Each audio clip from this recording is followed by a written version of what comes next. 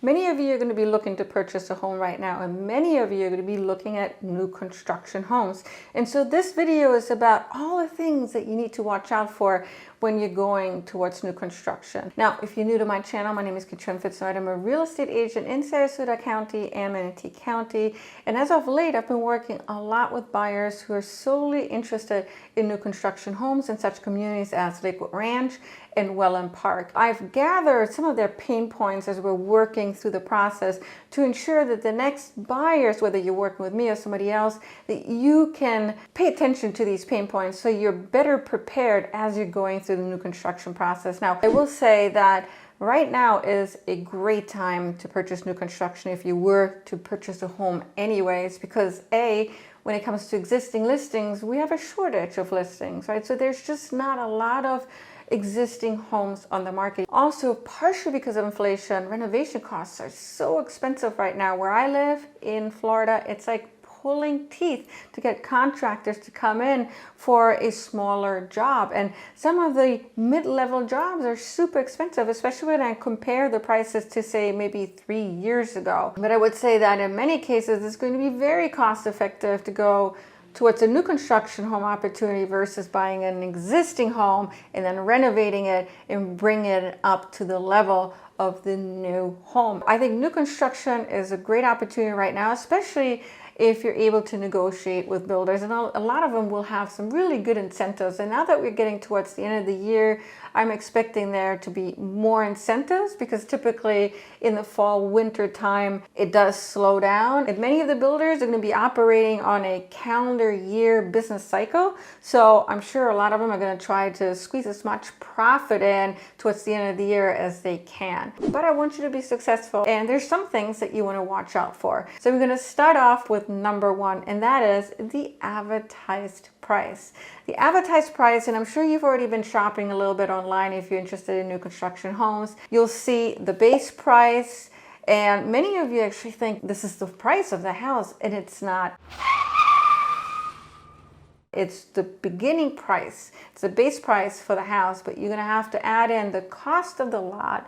And the cost of the lot can vary depending on the builder and where the lot location is. I mean, I've worked with some buyers who were interested in lots that cost $150,000, $200,000 for a lake view. Some of them are $50,000 or $20,000. So it really depends on the community and the builder, but you got to just factor in the lot cost. You got to factor in structural upgrades, right? So do you want that extra garage? Do you want another bedroom on the second floor? Do you want to have an expanded lanai area? So those are some of the structural upgrades that you're going to want to think about and you're going to want to budget in. And then design upgrades. Typically, when you walk through a model home, a lot of the amazing finishes that you see are usually upgrades. You'll have to pay extra for them. It's going to depend on the builder. Some builders will actually add in some of the extras towards the build of a house. Ask the builder and ask them what is standard and what is considered an upgrade. The rule of thumb is that usually you're going to be paying 20% in structural and design upgrades of the base price. So I would just use that to help you budget and understand what you're able to afford, right? When you're looking at these different communities in the location. You'll take the base, you'll add in 20%, and that's going to cover your structure and design upgrades. And then you'll have to also add in the cost of the lot. And of course, if you want a pool, you're going to have to add in that cost as well. Here in Florida, it's very easy to spend an additional $100,000 on a pool for new construction. You can probably bring it down to maybe $85,000, but again, it's going to depend on what you want also. Now let's just assume you know exactly which community you want to buy into. You have the model selected, you know what lot you want to get. Now you're going to be meeting with the sales agent who's going to walk you through the structural upgrade options and the costs involved. And typically that's an hour or 2 hour meeting. A lot of times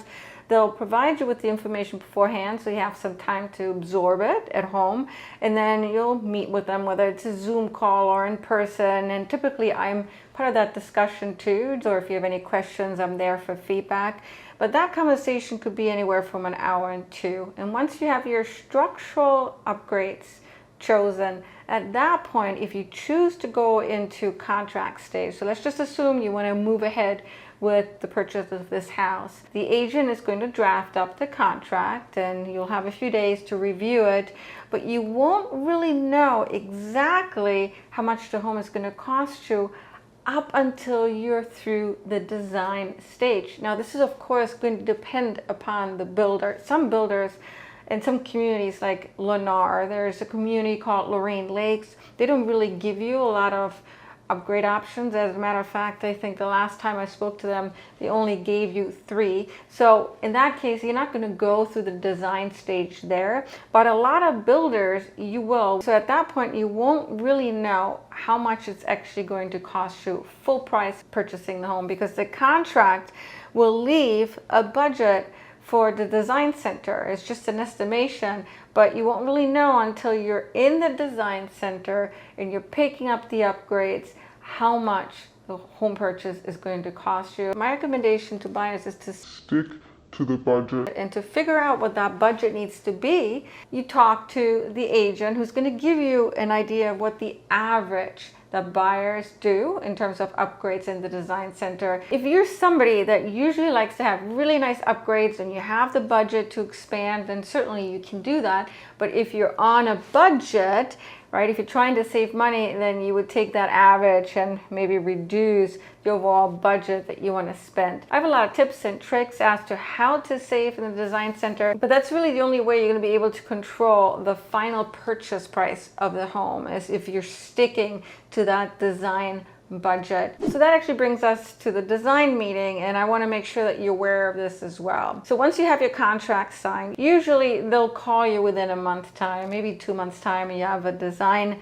appointment, and typically they'll only give you 1 day to pick out all these different upgrades, from the flooring to the cabinets to all the details in the bathrooms, all the accessories, the lighting fixtures. And so typically you'll just get 1 day, and really it's not even a whole day, it's just a few hours.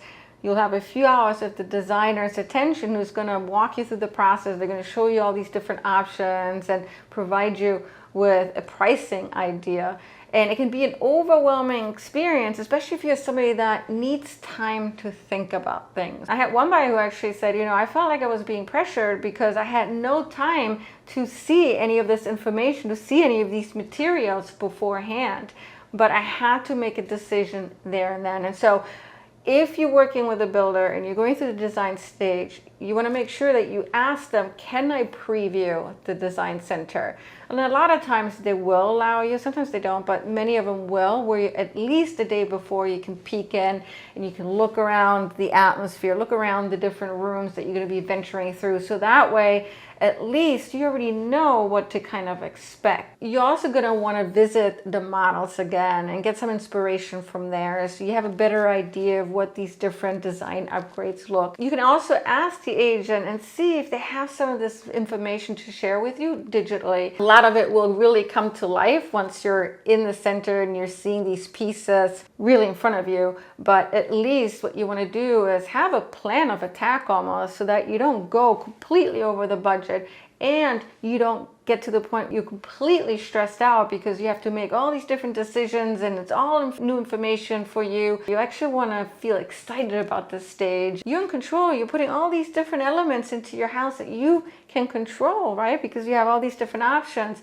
So you want to make sure that you're prepared and you're walking into this feeling confident, and you can actually enjoy the design stage process. Now, if you're going through these communities and you're starting to really like different types of communities, understand who the builder is, know the type of builder it is. So in essence, there's essentially 3 different types, just to keep it simple. You got the tract builder, which is a D.R. Horton or Lennar. Semi-custom would be a Coulter, a Toll Brothers, Taylor Morrison. The Esplanade would fall into semi-custom as well, I would say. And then your luxury builder would be somebody like a John Cannon or Arthur Ruttenberg, where you can truly customize the home basically from scratch. All of the new construction builders, whether it's a more affordable one or a high-end one, they're all going to be building to the same code. Where you're going to find a lot of the differences is in the finishes, in the customization. And so you're going to want to know, which builder am I dealing with? Is it a tract builder? If it's a tract builder, typically the cost is going to be far lower. You're not going to have as many finishes to choose from. You won't have as many structural upgrades. Of course, you're also going to want to read the review, but really understanding who the builder is, what type of builder they are, is really going to help you understand how to work with that builder. And that brings me to the next point, and that is the timeline. If you understand what type of builder it is, you will know that if it's a tract builder, typically the timeline is going to be much shorter than working with a semi-custom or even a custom builder. The timeline to build from the beginning to end could literally just be 10 months, 12 months, because they're going to give you less customization. They typically order in bulk, and so they're able to deliver a home really, really fast. Where if you're going with a Coulter, for example, or a Toll Brother, the timeline could easily be a year and a half, a year and 3 months. If you're going completely custom, that time is going to be even longer. Now, if you read the contract here in Florida, the builder will say that they're going to give you the house within 2 years' time. But I do know of a situation where one of the new construction homes my buyer was under contract for took over 2 years. So it can happen. Oh no! But not very likely. If you're looking at a community that is brand new, the amenity center isn't even open yet. Let's just say there's a lot of construction trucks coming in. Amenity center is only slated to open within a year's time. Usually the prices in the beginning are going to be much more affordable. And so if you're somebody that's looking for appreciation, you also want to spend less on a community that, conceptually speaking, you've seen the vision board, you know it's going to be incredible because you've seen the plans, it's in a good location. Getting in early will save you a lot of money. By the time the amenity center is open, it's much easier to really understand what it's like living in a community, to visualize it, to feel it. And that's also when it becomes a lot easier for the builder to sell homes. You've heard the expression of focus on location, location, location, number one, when it comes to criteria in choosing a home to buy. And I think in most cases, that is really true when it comes to ensuring that your home is going to be sellable in the future, that it's going to appreciate the most. Of course, if you're somebody that needs a certain floor plan and you're only going to find in 1 or 2 different locations that maybe wasn't location number 1 for you, then go with what makes practical sense. But if all else is equal, I think location is one of the most important criteria to look into when you're purchasing any home, new construction or an existing home. Do you feel comfortable there? Does it have all the amenities that you want to have close by? How do you feel in that location? Narrowing down your search once you've selected your location, which is going to make the process of looking for a new construction community a lot easier for you, and it's really going to save you time and I think aggravation. You want to make sure that the location checks off for you. Here in Florida, a lot of the new construction communities will have a CDD fee. That's especially true for Lakewood Ranch, for example, or Welland Park. CDD fee stands for Community Development District Fee. And essentially what it is a government entity that plans and constructs a community-wide infrastructure in a planned community. The CDD then issues a bond to the builder in order to help finance the infrastructure of the community needed in order to make it work. And the cost of the bond is passed on to the residents of the community. And they pay it back through their annual tax bill in the form of a non-ad valorem assessment. There's 2 parts to the bond, the operations part and the maintenance portion. The operations part is typically paid back over 30 years or 15 years, however long the bond is supposed to last. Now, the maintenance portion is always going to be there. It's never going to go away. And in Lakewood Ranch, the yearly cost could be anywhere from $1,000 to $3,000 and up, and it really is going to depend on the community. What people don't realize is that just like your HOA fees, your CDD fees can also go up. Now, I haven't seen that happen too often, but just recently there was an incident where a builder was planning on increasing the CDD fees. Naturally, a lot of people were upset about it, partially because they didn't realize this could happen. So not likely, but it could happen. Typically, you don't save any money not having a biased agent's representation. I've been through this process so many times. I know where to save money. I have a lot of tips and tricks for you, and also throughout the entire construction process that I really feel is going to give you a lot of values. If you'd like to connect with me, call me anytime.